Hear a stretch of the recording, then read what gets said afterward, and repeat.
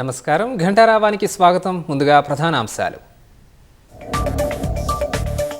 SLBC ప్రమాదంపై ముమ్మరంగా సహాయక చర్యలు. చిక్కుకున్న వారిని కాపాడేందుకు శ్రమిస్తున్న రక్షణ బృందాలు.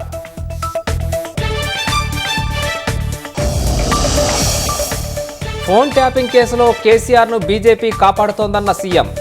కేసు అడ్డం పెట్టుకునే లోక్సభ ఎన్నికల్లో గెలిచిందని విమర్శ.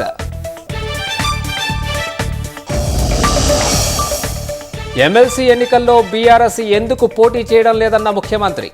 ప్రభుత్వంపై ఫామ్ హౌస్ నుంచి కుట్రలు చేస్తున్నారని ధ్వజం. కాంగ్రెస్ బీఆర్ఎస్ రాష్ట్రాన్ని అప్పుల కుప్పగా మార్చాయన్న బీజేపీ. హామీలను విస్మరించిన వారికి గుణపాఠం చెప్పాలంటూ ప్రచారం.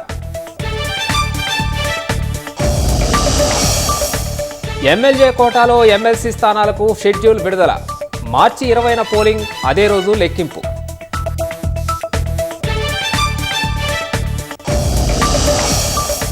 నీటి అవసరాలపై ఇరు రాష్ట్రాల సీఈలు నిర్ణయానికి రావాలన్న కేఆర్ఎంబీ. బుధవారం త్రిసభ్య కమిటీ సమావేశమయ్యే అవకాశం.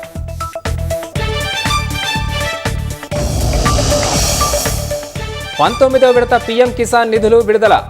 9.8 కోట్ల మంది రైతుల ఖాతాల్లోకి 22,000 కోట్లు జమ.